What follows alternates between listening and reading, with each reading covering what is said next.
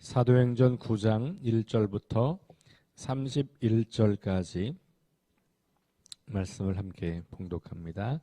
사울이 주의 제자들에 대하여 여전히 위협과 살기가 등등하여 대제사장에게 가서 다메섹 여러 회당에 가져갈 공문을 청하니 이는 만일 그 도를 따르는 사람을 만나면 남녀를 막론하고 결박하여 예루살렘으로 잡아오려 함이라. 사울이 길을 가다가 다메섹에 가까이 이르러 호련히 하늘로부터 빛이 그를 둘러 비추는지라.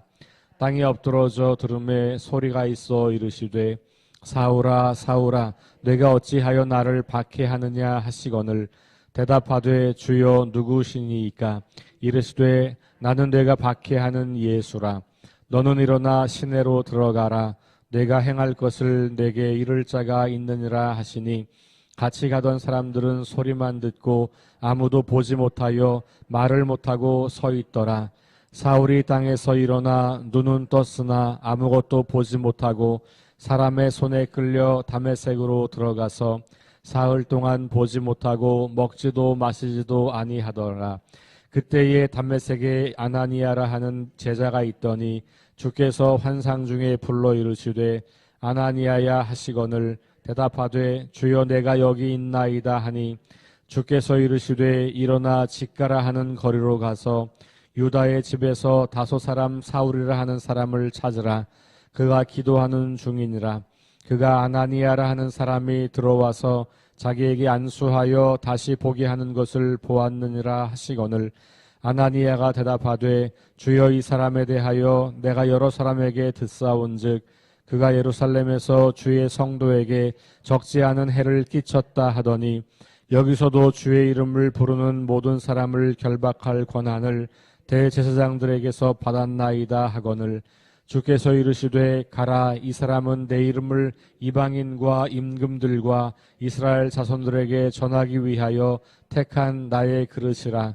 그가 내 이름을 위하여 얼마나 고난을 받아야 할 것을 내가 그에게 보이리라 하시니 아나니아가 떠나 그 집에 들어가서 그에게 안수하여 이르되 형제 사울아 주 곧 내가 오는 길에서 나타나셨던 예수께서 나를 보내어 너로 다시 보게 하시고 성령으로 충만하게 하신다 하니 즉시 사울의 눈에서 비늘 같은 것이 벗어져 다시 보게 된지라.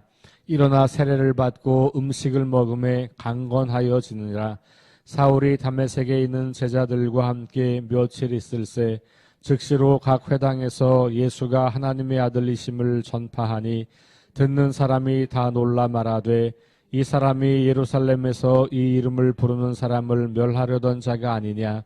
여기 온 것도 그들을 결박하여 대제사장들에게 끌어가고자 함이 아니냐 하더라. 사울은 힘을 더 얻어 예수를 그리스도라 증언하여 다메섹에 사는 유대인들을 당혹하게 하니라. 여러 날이 지남에 유대인들이 다 사울 죽이기를 공모하더니 그 계교가 사울에게 알려지니라. 그들이 그를 죽이려고 밤낮으로 성문까지 지키거늘 그의 제자들이 밤에 사울을 광주리에 담아 성벽에서 달아 내리니라. 사울이 예루살렘에 가서 제자들을 사귀고자 하나 다 두려워하여 그가 제자됨을 믿지 아니하니 바나바가 데리고 사도들에게 가서 그가 길에서 어떻게 주를 보았는지와 주께서 그에게 말씀하신 일과 다메섹에서 그가 어떻게 예수의 이름으로 담대히 말하였는지를 전하니라. 사울이 제자들과 함께 있어 예루살렘에 출입하며 또 주 예수의 이름으로 담대히 말하고 헬라파 유대인들과 함께 말하며 변론하니 그 사람들이 죽이려고 힘쓰거늘 형제들이 알고 가이사랴로 데리고 내려가서 다소로 보내니라. 그리하여 온 유대와 갈릴리와 사마리아 교회가 평안하여 든든히 서가고 주를 경외함과 성령의 위로로 진행하여 수가 더 많아지니라. 아멘. 네, 오늘 사도행전에서 아주 중요한 사건 중에 하나인 사울의 회개하는 이야기를 우리에게 소개하고 있습니다. 어제까지 우리 빌립의 이야기를 통해서 예루살렘을 넘어서 이제는 사마리아 지역과 유대 지역으로 복음이 전해진 이야기가 빌립을 중심으로 나왔고요. 이제 사울을 통해서 그 땅끝으로 가게 되는 그 사역의 출발점을 우리가 만나고 있습니다. 뒤에 이제 13장 이후로는 12제자들과 사도들은 등장하지 않고 더 이상 바울 이야기가 중심이고, 그 바울의 이야기는 복음이 이제 이 팔레스타인을 넘어서 지금의 튀르키예 반도로 그리고 유럽으로 넘어가는 그런 과정을 우리에게 보여주고 있죠. 그러니까 이 사울의 회심 이야기는 그 땅끝으로 가는 출발점의 이야기라고 할 수 있어요. 물론 그럼 사울이 나오기 전까지 아무도 복음을 안 전했을까? 그렇게 보기는 어려워요. 왜냐하면 빌립 이야기 그리고 사울 이야기로 넘어오는 사이가 하루 이틀이라고 보기는 어렵습니다. 그 사이에는 많은 간격이 있을 것이고, 어떻게 그걸 알 수 있냐? 오늘 아나니아라고 하는 사람을 만나게 되는데 이미 아나니아는 제자예요. 그렇죠? 그러니까 아직 사울이 회심하기 전에 여전히 사마리아와 유대 지역과 그리고 더 북쪽 지역 이렇게 다메섹으로 가는 그 길, 지금으로 말하면 시리아 정도가 될 것 같은데 그쪽에 이미 제자가 있었다는 것을 보면 이미 여러 사람들을 통해서 그런 일들이 동시다발적으로 이루어지고 있었던 것을 우리가 염두에 둘 수 있고, 다만 사도행전은 그 모든 이야기를 다 기록할 수가 없기 때문에 중요한 사건들을 중심으로 또 중요한 인물들을 중심으로 기록을 하고 있는 거고, 또 누가는 바울의 동역자이기도 했기 때문에 바울의 이야기를 아주 중요하게 그를 중심으로 이 복음이 전해지는 이야기를 기록하고 있는 것이니까 그 전부터 또 그 사울 이전에도 또 동시에도 다른 많은 사람들의 사역이 존재하고 있었다라고 볼 수가 있습니다. 자, 오늘은 아주 긴 이야기이긴 하지만 사울이 회심하는 이야기를 자세하게 묘사를 하고 있습니다. 다메섹으로 가는 길, 다메섹으로 가는 이유는 그리스도인들을 잡아 죽이려고 하는 거예요. 그러니까 다메섹의 지역에도 여전히 그리스도인들이 있을 수 있다는 것을 사울도 알고 있는 거죠. 그러니까 이미 많은 사람들의 이 사역이 존재하고 있었던 것을 우리가 알 수 있는 거죠. 자, 그렇게 해서 다메섹으로 가는 길, 9장 1절에 보니까 주의 제자들에 대하여 여전히 위협과 살기가 등등하여 대제사장에게 가서 다메섹 여러 회당에 가져갈 공문을 청하니 그랬어요. 스스로 먼저 찾아가서 내가 이 일을 하겠노라고. 그러니까 바울은 가만히 보면 굉장히 열심히 있는 사람이었어요. 그렇죠? 아주 열정적이고 주도적이고 자기가 뭔가를 해야겠다고 생각하면 아주 열심으로 그 일을 감당하는 사람이었어요. 바울 같은 열심히 있는 사람이 또 있을까 할 정도예요. 그러니 그 후반부에 나오는 이야기처럼 그가 여러 지역을 다니면서 복음을 전하고 교회를 세우고 그리고 또 다시 가서 확인하고 점검해주고 애프터 서비스를 계속해주는 거거든요. 그게 1차, 2차, 3차 여행을 통해서 우리가 만나는 이야기들이잖아요. 그런 열정이 과연 어디서 나올까 정말 궁금할 정도로 이 열정이 대단해요. 문제는 지금 이 9장 1절 2절의 순간에서 바울은 열심히 있는 것은 참 훌륭한 것이나 그 방향이 문제가 되고 있는 것이죠. 그죠? 그러니까 열심히 있다는 것보다 더 중요한 것은 방향이에요. 그러니까 열심히 잘못되면 사람 잡는 거거든요. 그러니까 여기 오늘 사울이 정말 사람을 잡잖아요. 신앙도 열심히 있는 게 중요한데 그 열심이 잘못되면 자기의 신앙으로 사람을 잡는 거예요. 그러니까 이 사울이 지금 그냥 열심이 아니고 이 종교적 열심이잖아요. 하나님을 사랑하기 때문에 하는 일이에요. 하나님을 사랑하기 때문에 갖고 있는 열심이 자기는 하나님 앞에서 정당하다고 말하지만 그러나 그것이 방향이 잘못되니까 하나님을 올바로 사랑하는 방식으로 표출이 안 되는 거고 엉뚱하게 하나님이라는 이름을 갖다 붙였지만 내가 하고 싶은 일을 하는 것이죠. 그랬던 사울이 이제 주님을 만나서 방향이 바뀌는 이야기가 오늘 이야기예요. 회개한다라고 하는 것, 회심한다라고 하는 것은 결국은 인생의 방향이 바뀌는 거죠. 그러니까 열심히 있는 건 똑같아요. 그런데 그 열심의 방향이 달라진 거죠. 그러니까 우리가 기본적으로 가지고 있는 기질을 하나님은 사용하세요. 그러니까 우리가 회심하기 전의 기질과 회심한 다음의 기질이 바뀌는 경우도 있겠지만, 그러나 기본적으로 우리가 가지고 있는 기질을 사용하시는 거죠. 저는 어쩌면 이방인 선교를 위해서 바울이 가지고 있는 이 열심을 가지고 있는 그 기질을 하나님은 사용하시는 것 같아요. 그러니까 그와 같은 열심 있는 자가 아니라면 어떻게 이렇게 여러 차례 여러 지역을 다니면서 자기 생명을 아끼지 않고 복음을 전할 수가 있겠어요? 그 열심을 주님은 보신 것 같아요. 많은 사람들이 있었겠지만 특별히 그 사울의 열심을, 자기의 생명을 걸고 하는 그 열심을 보신 거죠. 예수님은 그 열심의 방향만 바꾸어 주어서 정말로 하나님이 원하시는 것, 정말로 하나님이 기뻐하실 일들에 집중하고 주목하도록 도와준 거죠. 여러분들이 가지고 있는 자원들이 있을 거예요. 그게 어떤 기질적인 것도 있을 거고, 혹은 그것이 뭐 어떤 여러분들이 그동안 배우고 익혀서 쌓아온 어떤 전문 지식일 수도 있겠고, 또 오랜 세월 하면서 그 경험하면서 쌓여왔던 것일 수도 있겠고, 다양하잖아요. 뭐 실력이든지 인성이든지 아니면 여러분들의 어떤 기질이든지, 이 모든 것들이 과연 어떤 방향으로 사용되고 있는가, 이것을 점검해 보는 것은 아주 중요한 일이 아닐까 생각이 돼요.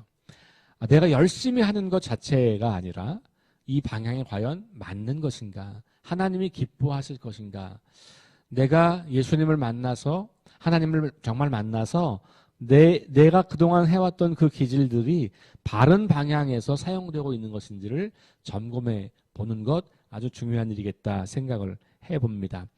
자, 사울의 회심 이야기는 여러분들이 쭉 아는 이야기여서 제가 좀 넘어가고 그 뒷이야기를 좀 해보려고 합니다. 그 뒷이야기는 어디냐 하면 이제 20절 이하예요. 20절 이하.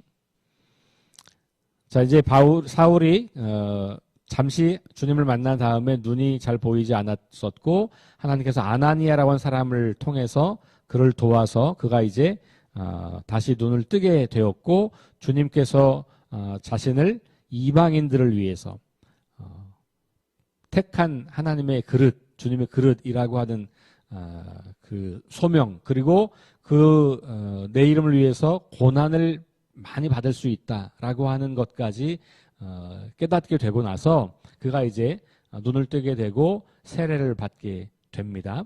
자, 그리고 나서 다시 음식을 먹고 회복하게 돼서 강건해졌어요. 그리고 나서 사울이 다메섹에 있는 제자들과 함께 며칠 있을 때 즉시로 각 회당에서 예수가 하나님의 아들이심을 전파하니 그랬어요. 갈라디아서를 보면 요 19절과 20절의 간격도 한 3년이 있어요. 갈라디아서를 읽어보면. 그러니까 바울이 회심한 다음에 곧바로 이렇게 사역을 시작하진 않았고, 갈라디아서를 통해서 보면 한 3년 정도 아라비아 사막으로 갔다는 이야기가 있어요. 그러니까 이제 여기도 시간의 간격이 좀 있어요. 그래서 강건해지고 나서 그가 나름 그 3년 동안 하나님을 깊이 만나는 경험, 혹은 말씀을 더 공부하는 경험, 혹은 누군가를 통해서 이 예수님에 대한 이야기를 조금 더 깊게 배웠던 경험이 있었을 수도 있겠다. 우리가 그렇게 생각해 볼 수 있어요. 근데 자료가 없기 때문에 그냥 우리 추측만 하는 거예요. 다만 어쨌든 시간의 간격이 있다는 것을 좀 기억하고, 그리고 나서 다메섹에 있는 제자들과 함께 여기서 며칠 있었다고 했지만 이제 그 사이에, 강건해지고 난 그 사이에 아마 그런 긴 시간이 있었다라고 이제 볼 수 있겠고, 그리고 나서 그가 이제 사역을 시작합니다. 20절. 예수가 하나님의 아들이심을 전파했다라고 이야기하는 거죠. 그러면서 듣는 사람들이 다 놀라서 말하기를 아니 이 사람이 얼마 전까지만 해도 예수 믿는 사람들을 박해하던 사람이 아닌가라고 하는 질문을 하게 되죠. 그러면서 궁금해하기 시작하고 당혹스러워하기 시작합니다. 22절의 반응을 보면 사람들이 마지막에 보니까 당혹하더라라고 하는 말씀이 있어요. 자, 그리고 나서 또 여러 날이 지나고 나서 유대인들이 가만히 들어보니까 더 이상 우리 편이 아닌 것을 알게 되죠. 그동안 우리의 신앙을 가지고 우리의 교리를 지키기 위해서 목숨을 걸었던 사람이 어느 날 반대가 돼버린 거예요. 그래서 그 바울이 자기들에게 위협이 되기 시작했고, 그래서 그 바울을 죽이려고 합니다. 자, 그런데 제자들이 그를 도와서 살려주었어요. 가만히 보면 이 사울이 결정적인 순간마다 제자들이라고 하는 표현을 쓰고 있어요. 그죠? 아나니아도 사울을 만나기 전에 아나니아도 제자라고 하는 표현을 했고, 여기 지금 다메섹에 있을 때도 며칠 동안 제자들과 함께 있었고라는 표현도 나오고, 그리고 여기 지금 25절에도 보면 제자들이 사울을 탈출시키는 이야기도 등장하잖아요. 26절 사울이 예루살렘에 가서 제자들을 사귀고자 하나, 여기 제자들 나오죠. 여기 예루살렘에 있는 제자들은 사도들, 우리가 말하는 12제자들을 말하는 거예요. 그런데 이미 12제자들 말고 다른 제자들이 사울이 있는 지역에도 있었다는 것을 보게 되죠. 저는 여기에 좀 주목하고 싶은 거예요. 내가 혼자 있는 것 같지만, 아무도 없는 것 같지만 하나님께서는 필요한 사람들을 준비시켜주고 계셨다는 거죠. 그리고 그런 사람들과 함께 연합하여 하나님의 나라를 드러내고 교회를 세우는 일을 하셨다는 것을 보게 돼요. 사실 이 사울이 주인공이라고 하는 이야기로 안목으로 이 글을 계속 읽으면 그 이야기가 잘 보이지 않아요. 그런데 이 이야기 전체 주인공을 하나님으로 읽으면 그런 것들이 보이는 거예요. 하나님께서 사울의 동역자들을 붙여주셨구나라는 게 보이잖아요. 여기 주어가 하나님이 아니에요. 근데 제가 누가복음과 사도행전을 이야기할 때 사도행전은 성령님을 통해서 성령님이 제자들을 통해서 예수님의 이야기를 계속하는 책, 그렇게 말씀드렸잖아요. 그러니까 주인공이 성령님이고 하나님이신 거예요. 그러니까 사울의 회심도 사울이 알아서 한 게 아니고 어때요? 예수님이 먼저 사울에게 찾아오신 거잖아요. 그러니까 주도권을 쥐고 있는, 우리 인생의 주도권, 우리 역사의 주도권을 쥐고 있는 분이 하나님이신 것을 알 수 있어요. 그래서 그 사울을 찾아오셨고 만나주셨고 변화시키셨고, 그리고 그 사울이 제자들을 만나도록 제자들을 보내주셨고, 그리고 그 제자들과 함께 교회를 세우도록 많은 조력자들을 보내신 거예요. 우리는 주인공에 주목하기가 쉽잖아요. 그런데 사실은 그 주인공이 주인공으로 역할하기 위해서 굉장히 많은 조력자가 필요하고, 그 모든 조력자들을 우리 하나님께서 우리에게 주셨다라고 볼 수 있겠죠. 제가 몇 주 전에 설교하면서 성경 전체의 이야기를 하나님의 구원 드라마라고 하는 표현으로 했잖아요. 하나님께서 온 세상을 구원하시려고 하는 드라마이고, 이 성경이 우리가 그러므로 그 드라마의 역할을 맡은 사람들이다. 우리 그런 이야기 드린 적이 있잖아요. 성경 안에 있는 이야기도 마찬가지죠. 성경 전체를 하나님이 감독하시고 하나님이 만들어 가시는 역사 이야기라고 본다면 주인공만 필요한 게 아니죠. 하나님께서 주인공만 필요했다면 굳이 주인공도 쓰실 이유가 없는 거예요. 하나님은 그냥 알아서 하시면 되는 거잖아요. 그런데 하나님은 우리 인간들을 통해서 일하시고 사람들과 함께 일하시고 사람들을 통해서 일하시기 때문에 주연이 있다면 조연도 반드시 세우는 거예요. 그러니 조연 역할을 하는 사람들도 주연과 똑같이 중요하고 위대한 하나님의 사람들인 것이죠. 그래서 제가 아주 예전에 리더십 책을 읽었던 책 중에 제가 정확한 제목은 기억이 나지 않지만 어떤 책이냐면 1인자들을 만든 2인자들의 이야기만 모아놓은 책이 있었어요. 위대한 2인자들인가? 하여튼 그런 제목이었던 것 같아요. 예를 들면 빌 게이츠, 우리는 빌 게이츠만 알잖아요. 근데 이 빌 게이츠가 되기까지 숨어서 조력했던 2인자가 있었고 그 사람들의 역할이 아니면 빌 게이츠가 될 수 없다는 거죠. 가만히 생각해보면 우리 인생은 내가 주도적으로 뭔가를 하는 것처럼 보이지만 나를 돕는 수없이 많은 사람들이 내 주변에 있다는 것을 보게 돼요. 하나님의 나라를 드러내고 교회를 세우고 내가 뭔가 직장이나 어떤 사회에서 역할을 할 때에도 내가 열심히 공부하고 나 혼자 뭔가를 열심히 해가지고 되는 것처럼 보이지만 잘 보면 나를 도운 수없이 많은 사람들이 있다는 것을 보게 돼요. 내가 그 사람과 친밀하게 아는 사람이든 그렇지 않은 사람이든 정말 하나도 모르는 사람이지만 낯선 사람이지만 그런 사람들을 통해서까지도 하나님은 우리를 세우시고 우리와 함께 일을 하시는 분이라고 하는 것을 알게 되죠. 그러니까 이 사울이 계속해서 그의 인생을 바라볼 때 돕는 사람들의 조력이 없이는 그가 존재할 수 없다는 것을 계속 만나게 돼요. 뒤에 이제 여러 차례 전도 여행할 때에도 여러분 그런 안목으로 바라보세요. 하나님이 어떻게 사울을 돕고 계신가? 성경에 명시적으로 하나님이 사울을 도왔다 이런 표현은 없지만 오늘 이 9장에서도 하나님이 주어로 잘 등장하지 않아요. 계속 사울이 주어로 등장해요. 그럼에도 불구하고 그 배후에서 일하시는 하나님의 손길을 우리가 볼 수 있는 것이죠. 우리 묵상 세미나 하면서 중요한 질문이 하나님이 누구신가? 하나님이 나에게 거는 기대가 뭔가? 이거 찾는 거 우리 지난주 연습했잖아요.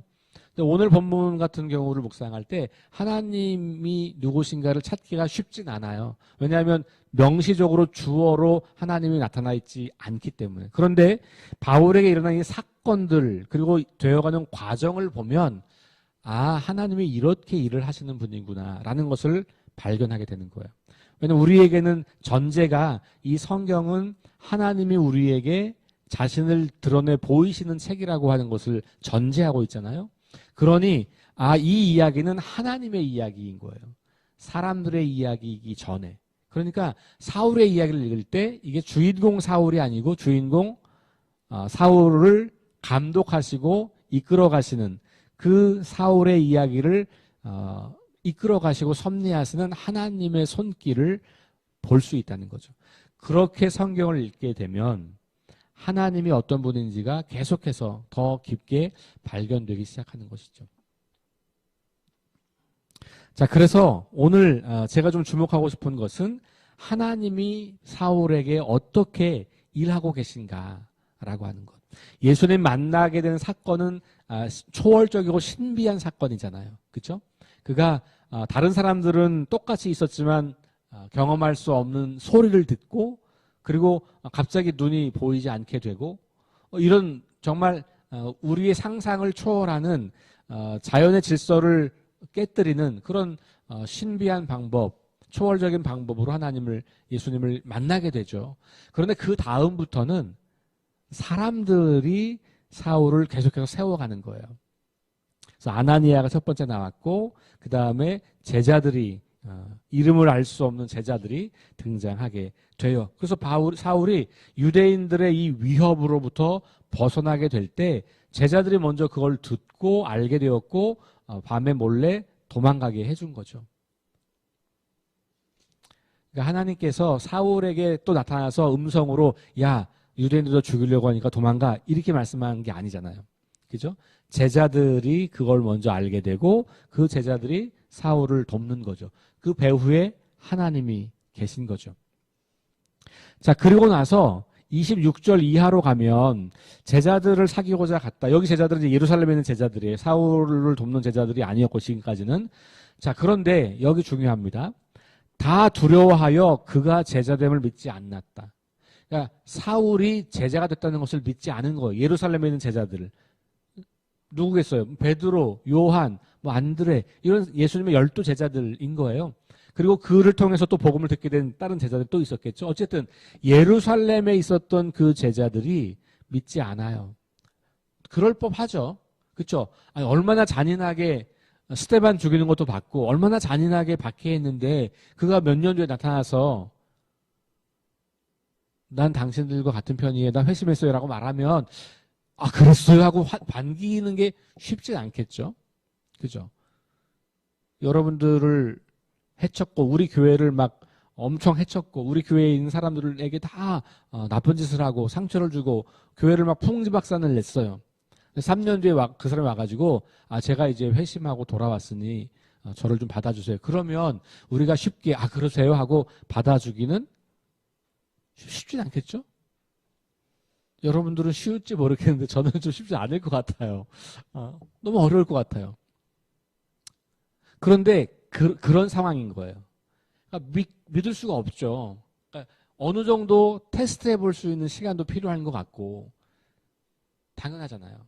그런데 그때 이 사울을 도운 사람이 있어요. 그게 누구예요? 바나바.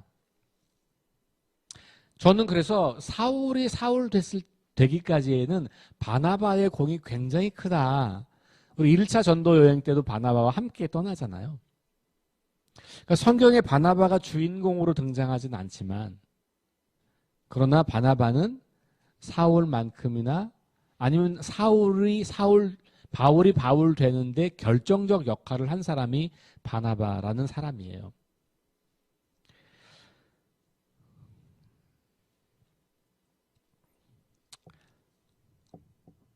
(27절) 바나바가 데리고 사도들에게 가서 그가 길에서 어떻게 주를 보았는지와 주께서 그에게 말씀하신 일과 다메섹에서 그가 어떻게 예수의 이름으로 담대히 말하였는지를 전하니라 그랬어요. 그러니까 바나바 이름이 여기 처음 등장하지만 사실 9장의 앞부분에 나오는 사울의 회심 이야기 그 사건에 어쩌면 바나바가 있었을 수도 모르겠다는 생각이 들기도 해요. 왜냐하면 그때 혼자 걷던 게 아니었고 같이 걷던 사람들이 있었던 거고 그러니까 그걸 상세하게 본 거죠. 물론 그게 정확히 어떤 건지 그 당시 몰랐겠지만 이 사울이 변화되고 뭐 이런 과정을 통해서 어쩌면 바나바는 이미 그 전부터 사울과 함께 그런 사역을 시작했던 사람인 거겠죠. 처음부터 만났던 사람이거나 그 사이에 그 3년 사이에 깊게 만나서 사울이 어떤 사람인지를 너무나 선명하게 알고 있는 사람인 거죠. 그가 사울을 변호하고 도와주는 역할을 해요. 자, 교회 안에서도 우리는 두 종류의 사람을 만날 수가 있어요. 사람들의 변화와 회심에 대해서 의심하거나 그것을 받아들이지 않으려고 하는 사람들. 또 한 부류는 그 사람들을 잘 도와서 온전한 회심으로 이끌고 함께 하나님의 사람으로 도우려고 하는 사람들이 있을 수 있겠죠. 꼭 이렇게 아주 박해했던 사람만이 아니라 오늘날 교회에 누군가 찾아오게 되면 그런 사람을 교회 안에서 잘 세워서 좋은 그리스도인으로 자랄 수 있도록 돕는 역할. 그래서 교회마다 바나바 사역팀이라는 게 많아요.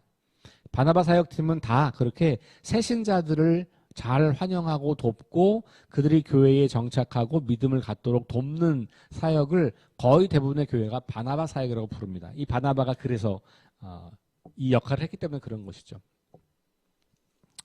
근데 우리 교회도 그런 사역이 이제 필요할 거예요. 그리고 때가 되면 이제 그런 사람들을 훈련하고 그런 사람들을 통해서 새로 오는 사람들을 잘 환영하고 또 그들에게 복음을 전하고 그리고 그들이 세례를 받고 건강한 그리스도인으로 살아도록 돕는 역할을 하는 그런 사람. 물론 모든 그리스도인들이 그렇게 해야 되겠지만 전문적으로 그 사역을 하는 우리 성도들을 잘 양육하고 또 키울 필요가 분명히 있겠죠.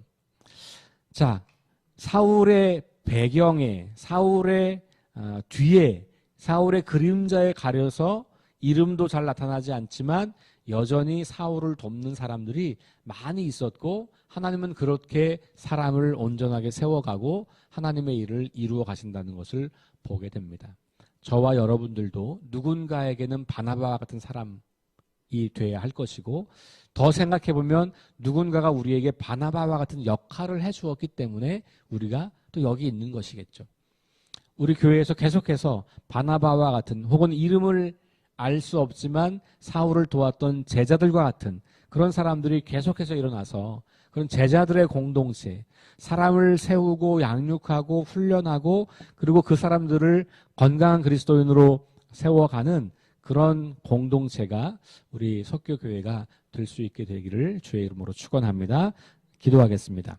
하나님 감사합니다. 오늘 사울의 이야기를 읽었지만 사울 배후에서 주변에서 그를 도와서 그가 위대한 우리가 오늘 알고 있는 위대한 바울이 되기까지 함께했던 조력자들, 협력자들, 하나님의 동역자들을 생각해 보았습니다. 우리 인생을 돌아보니 우리가 여기까지 온 것도 하나님께서 보내셨던 수많은 동역자들 때문이었음을 기억합니다. 지금도 우리가 누군가의 조력과 도움과 기도와 사랑을 통해서 살아가고 있는 것을 또한 기억합니다. 우리는 어떻게 그런 역할을 하고 있는지도 잠시 생각해 봅니다.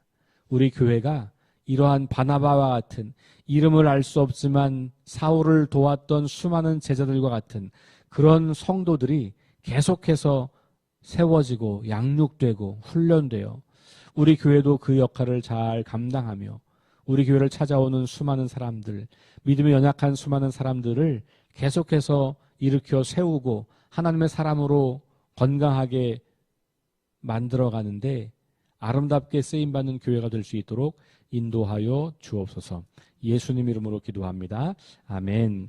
우리 함께 기도하겠습니다.